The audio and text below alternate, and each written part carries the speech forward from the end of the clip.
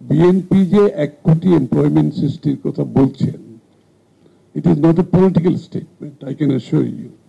1 কোটি চাকরি আমাদের political statement না, আমরা কিন্তু হোমওয়ার্ক করে কথাটা বলেছি। এটা খুবই সম্ভব, এবং এই 1 কোটির মধ্যে এখানে যারা চাকরি করবে, যারা আত্মকর্মসংস্থানে যাবে, যারা বিদেশি চাকরি করবে, সবকিছু মিলিয়ে কিন্তু 1 কোটি চাকরি। এবং এর একটা বড় অংশ আমরা চাচ্ছি সেটা যাতে আত্মকর্মসংস্থানের মধ্যে যায়। এটা কিন্তু ইম্পর্টেন্ট। আমরা যত বেশি এই যে ইয়াং জেনারেশন যাদের আপনারা স্ট্যাটিস্টিক যেগুলো বলেছেন, এদেরকে এমপ্লয়েবল করা এবং এমপ্লয়েবল করার মাধ্যমে আত্মকর্মসংস্থানের মাধ্যমে যদি আমরা এমপ্লয়েবল করতে পারি, সেটাই বড় টার্গেট হওয়া উচিত কর্মসংস্থান। কারণ in turn they will employ more people, এটাই আমাদের টার্গেট কিন্তু। এবং কতগুলো সেক্টর আমরা আইডেন্টিফাই করেছি already. IT related business is one big one, huge one. এবং এইখানে এটার সাথে রিলেটেড যে ইস্যুগুলো আমরা সেটার উপর কাজ করছি। বাংলাদেশের সবচেয়ে বড় শর্টকামিংস হচ্ছে আজকের দিনে আমাদের স্কিল ওয়ার্কফোর্স আমরা ডেভেলপ করতে না পারার কারণে আমাদের রেমিটেন্স যেখানে আছে সেখানে থাকার কথা ছিল না। আমাদের ইন্ডাস্ট্রিতে কিন্তু আজকে আপনি দেখবেন ইভেন মিড লেভেল অ্যাডমিনিস্ট্রেশনে, মিড লেভেল ম্যানেজমেন্টে বাইরে থেকে লোকজন এসে এখানে কাজ করছে, এটা কোনো ব্যাপারই না।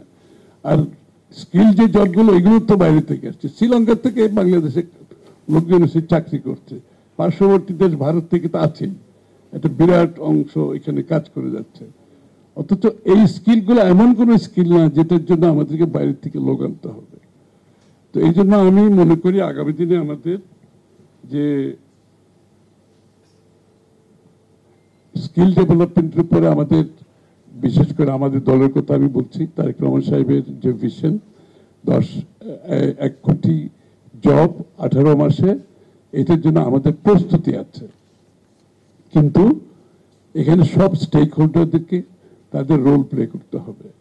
একটা কথা বলতে হয় যে স্কিল ডেভেলপমেন্ট গভর্নমেন্ট খালি ট্রেনিং সেন্টার দিয়ে স্কিল ডেভেলপমেন্ট হবে না। বাংলাদেশে যেটা জিয়া বললো, 60-70টা প্রত্যেক ডিস্ট্রিক্টে কিন্তু একটা স্কিল ডেভেলপমেন্টের সেন্টার আছে, কিন্তু so those are not functioning. তা আমরা ওগুলোকে ফাংশনাল করতে পারবো। কিন্তু এর সাথে সাথে যে ইউনিভার্সিটিগুলো, আমাদের এডুকেশনাল ইনস্টিটিউশনগুলো ক্যাপাসিটি বিল্ডিং করতে হবে।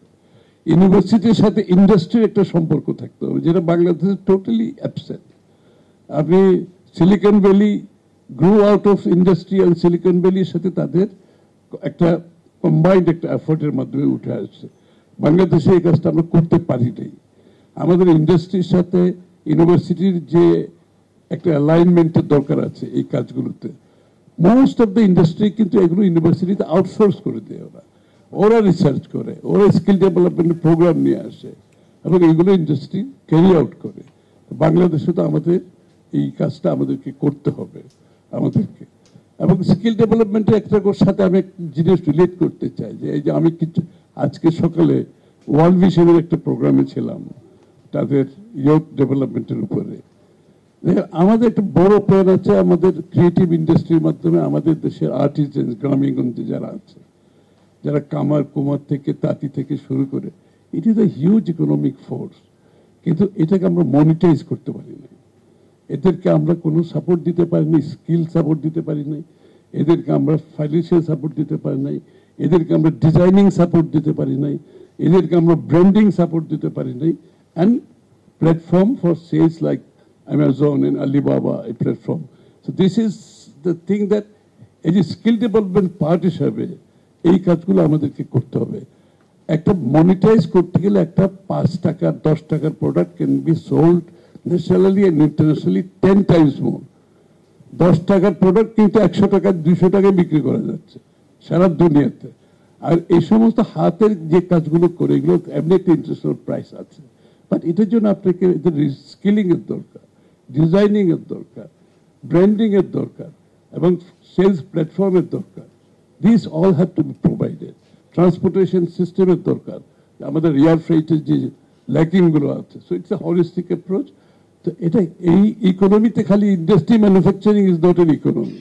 Service these are the economy that আপনার সমস্ত দেশের মানুষকে যার যার অবস্থানে রেখে মাইগ্রেশন না করে তার বাড়িতে বসে যে আউটপুট হবে, যে রেভিনিউ জেনারেট করবে, এদের লাইভলিহুডের যে ইমপ্রুভমেন্ট হবে, সেটা কিন্তু অনেক বড় ব্যাপার। কিন্তু আমরা এই কাজগুলো আমাদের স্কিল ডেভেলপ, আমি কথা এই জন্য বলছি skill development is part of it.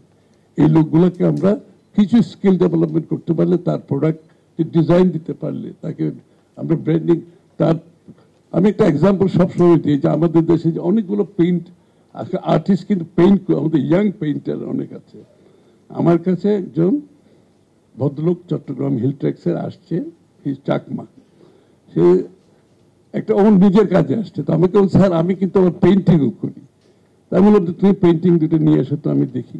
It's amazing, মানে রাঙামাটির ওই হিলসের মানুষের লাইভলিহুডের উপর একটা পিকচার যেছে তার পেইন্টিং এর মধ্যে আসে, সো অ্যামেজিং। তা আমি বললাম এটা কত টাকা একটা পেইন্টিং? ও বললো 5,000 টাকা। আমাকে বলতেছে, আমি তো ওর মুখের দিকে তাকায় আছি, এ তো বলে কি? তা আমি তো পারলে 100টা 200টা কিনি তখন। যাই হোক আমি তাকে 5,000 টাকার জায়গায় 10,000 টাকা করে দিলাম এবং তার একটা এক্সিবিশন করে দিলাম। আমাদের ওই আবুল খায়ের লিটু ওরা তো করে, তো ওদেরকে আমি একসাথে জয়েন্টলি ওরা একটা এক্সিবিশন করে দিলাম। আপনি ভাবেন তো কত করে গেছে 5,000 টাকাটা এক্সিবিশনে?